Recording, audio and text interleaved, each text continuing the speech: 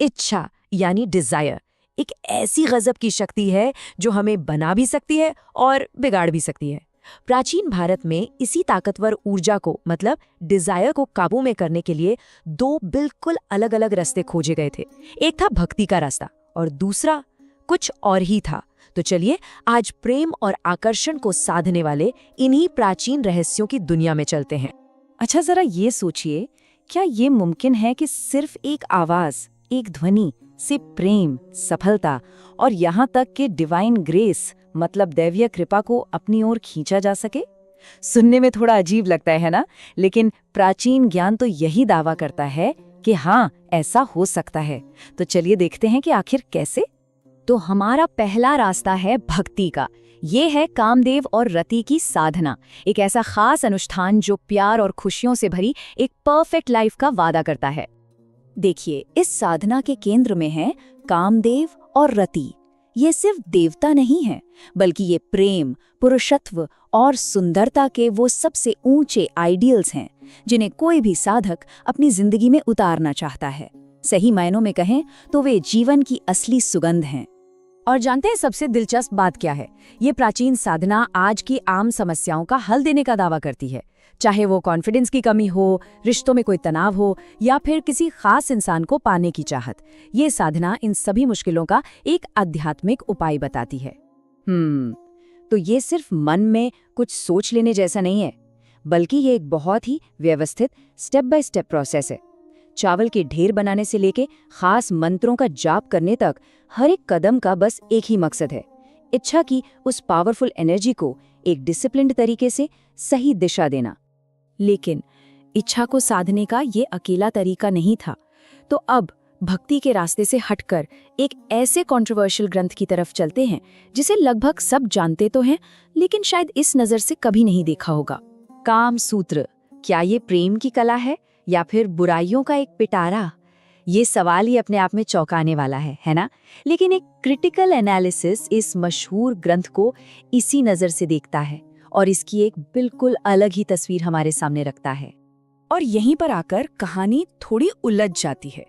एक तरफ तो कामसूत्र को प्रेम और रिश्तों का एक होलिस्टिक दर्शन माना जाता है, लेकिन दूसरी ही तरफ कुछ विश्लेषक इसे एक डार्क लिटरेचर कहते हैं जो समाज को पतन की ओर ले जाता है। सोचिए, एक ही ग्रंथ और दो बिल्कुल इंटरप्रिटेशंस।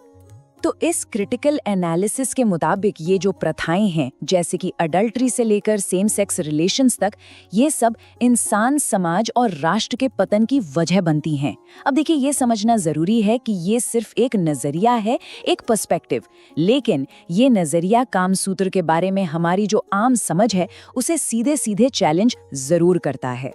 अनुष्ठान और ग्रंथों के बाद अब हम आते हैं इच्छा को साधने के तीसरे और शायद सबसे रहस्यमयी तरीके पर।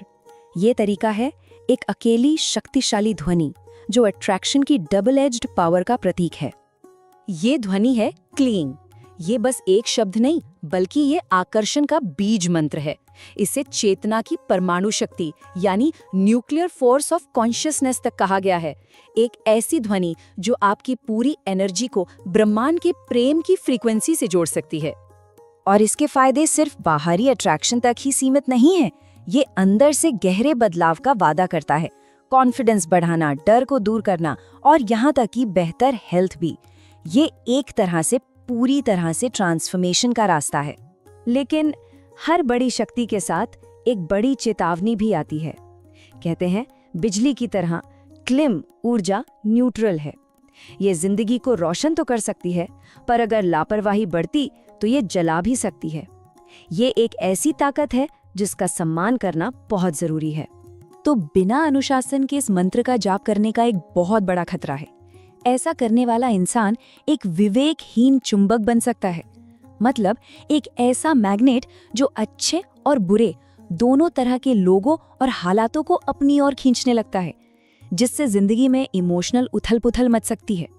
और यही वजह है कि एक्सपर्ट गाइडेंस को, मतलब गुरु को, सबसे ज्यादा जरूरी बताया गया है।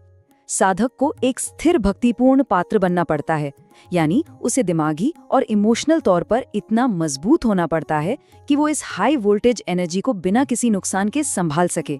तो हमारे पास एक भक्ति का अनुष्ठान है, एक विवादास्पद ग्रंथ है और एक बहुत शक्तिशाली मंत्र है।